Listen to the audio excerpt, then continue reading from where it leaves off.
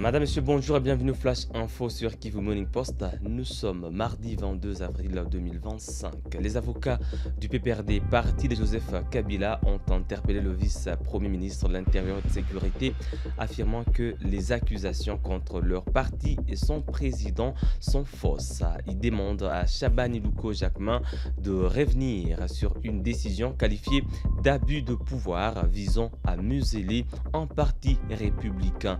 Les avocats Trésor Kidimba et Dieudonné Loubadika soutiennent que cela nuit à la cohésion nationale. Ils précisent également que l'ancien président Joseph Kabila n'a pas séjourné à Goma, chef-lieu du Nord Kivu, la semaine dernière.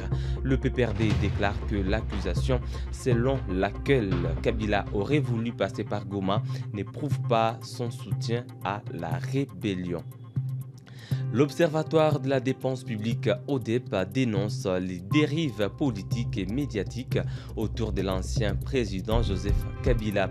Dans un communiqué, l'ODEP affirme qu'il est inacceptable d'exposer des accusations graves sans cadre juridique en violation des droits de tout citoyen, y compris d'un ancien chef d'État. L'ODEP précise que sa position ne défend pas Kabila mais exige le respect des principes démocratiques et des procédures judiciaires. Il insiste sur le fait que toute poursuite doit être conduite par des juridictions compétentes respectant la présomption d'innocence. L'ODEP appelle à éviter les règlements des comptes politiques et à respecter les fondements républicains dans un contexte de tensions politiques. Le député national Augustin Matata Pogno a suspendu sa participation aux audiences de la Cour constitutionnelle dans le dossier Bukanga Lonzo. Dans une lettre au président de la Cour, il s'est réfère à la position de l'Assemblée nationale qui est la seule habilitée à décider de la levée des immunités parlementaires. Matata Pogno annonce qu'il se conforme à l'avis de son institution et ne comparaîtra plus devant la Cour constitutionnelle. Le président de l'Assemblée nationale, Vital Kamerhe, a lancé un appel à l'unité pour restaurer la paix dans le pays suite au décès du pape François lundi. Dans son message, il a souligné l'importance de se rassembler, affirmant que peu importe la durée de la guerre, c'est la paix qui finira par triompher. Kamerhe encourage les Congolais à travailler ensemble pour surmonter les défis actuels et bâtir un avenir pacifique. Reportage, cellule de communication du bureau de l'Assemblée nationale. Sur des travaux de cette conférence des présidents, le speaker de la Chambre basse du Parlement, le professeur Vital Kamerhe, a invité l'assistance à observer une minute de silence en mémoire du pape François, décédé ce lundi 21 avril 2025, avant d'adresser un message de compassion à l'endroit de tous les chrétiens du monde. C'est avec beaucoup de douleur que nous avons appris cette nouvelle, non seulement en tant que chrétien catholique, mais en tant que homme tout court. Pour nous, c'est un homme de foi, un homme de paix, un homme d'humanité, un homme d'amour, un homme qui a toujours suscité en nous, au peuple de Dieu, beaucoup d'espoir. Et ça intervient ce lundi pascal, la fête de la résurrection. Pour nous, nous pensons que le pape, si le plan charnel est mort, mais il va vivre dans la félicité du Christ et va continuer à intercéder pour nous auprès du Père. C'est un pape qui allait partout où il y avait la guerre. Il a été au Caire, en Égypte. Il a été ici chez nous en République démocratique du Congo. Ce que j'ai noté aussi, c'est que dans toutes ces prières, il ne cessait de prier pour la paix en République démocratique du Congo. Un homme de foi, un homme d'espoir, un modèle pour nous tous. Devant les obstacles, il ne recule pas. Nous devons aussi avoir cette détermination et dire à notre peuple, à l'image du pape François qui vient de nous quitter, charnellement je l'ai dit, mais qui reste avec nous. Nous devons continuer à nous mettre ensemble pour que la paix revienne dans notre pays. Je vous ai dit, quelle que soit la durée de la guerre, c'est la paix qui va gagner. Que l'âme de notre bienheureux pape François repose en paix. À l'issue de cette rencontre, la conférence des présidents a annoncé la tenue d'une plénière ce mardi 22 avril 2025 à 11 h. Parmi les points inscrits à l'ordre du jour figure la proposition de loi portant création de l'ordre des héros nationaux ainsi que la présentation du rapport de la commission défense et sécurité. Et pour terminer ce flash, le parc national de Virunga a célébré son centenaire lundi 21 avril 2025. Créé en 1925, il fait face à des défis tels que l'insécurité et la spoliation, selon l'Institut congolais pour la conservation de la nature ICCN. Classé au patrimoine mondial, le parc est un sanctuaire pour une faune emblématique et une source de vie pour des millions de personnes dans l'Est de la République démocratique du Congo.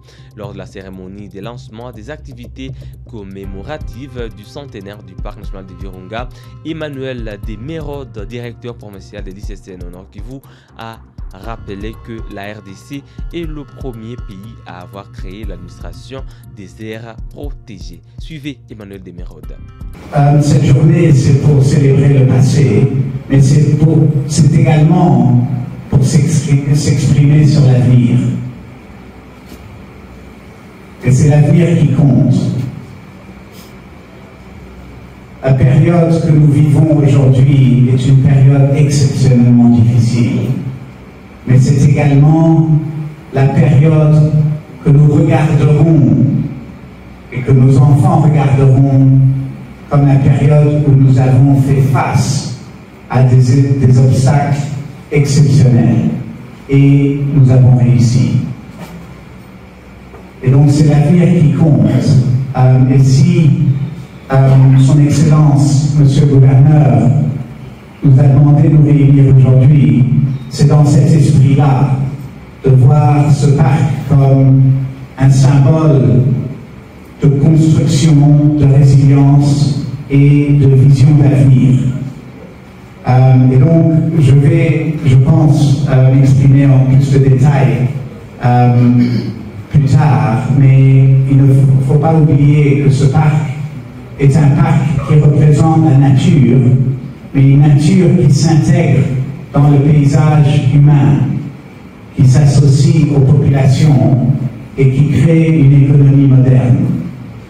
C'est ça l'avenir de ce parc. Ce n'est pas un parc pour les animaux, c'est un parc où les écosystèmes naturels contribuent au bien-être de la population congolaise à travers la création d'une économie moderne. Et donc c'est sur ce sujet-là que nous nous concentrons à bâtir cette nouvelle économie pour le Congo qui crée une économie, qui crée un pays fort. Et c'est à travers un pays fort que toutes les solutions aux obstacles auxquels on est confronté aujourd'hui se trouvent. Donc, votre présence est pour nous un énorme encouragement. Ce qui a été évident sur l'effort des 20 dernières années, et ce qui est devenu très clair, c'est que ce parc ne peut pas survivre sans vous, sans ceux qui vivent autour, et en particulier ceux comme vous, dans vos différentes fonctions et responsabilités, qui représentez cette population si dynamique, si créative, et dans laquelle on peut trouver toutes les solutions. Donc, je me permets de laisser mon discours à ces derniers mots, et je vous remercie infiniment de votre présence aujourd'hui. La cérémonie s'est tenue au gouvernorat des provinces à Béni. Le gouverneur du Nord Kivu, basé à Béni, général-major Kakule Somo, a souligné que malgré les guerres, les braconnages et les invasions, le parc demeure debout grâce au courage et au sacrifice des éco-gardes. Suivez le général-major Kakule Somo. Durant ces 100 années, il a survécu à des guerres, au pillage de ses ressources et espèces rares, à des invasions étrangères, à des tentatives d'exploitation incontrôlée, au braconnage. Et pourtant, il continue à rester debout. Grâce au courage et au sacrifice des éco-gardes, à l'engagement de l'ICC, aux efforts des autorités politico-administratives et coutumières, au soutien de la communauté internationale et à l'attachement des communautés riveraines. Aujourd'hui, tous les partenaires comprennent de plus en plus que la conservation ne peut être opposée au développement, mais qu'elle doit être le socle même de ce développement. Le parc doit être pris comme une bénédiction et non une contrainte. Il est une source d'opportunité et non un fardeau. Madame, Monsieur, voilà qui met un terme à ces flash info sur Kivu Morning Post. Merci à vous de l'avoir suivi à la fin. On se fixe un nouveau rendez-vous d'actualité. À très bientôt.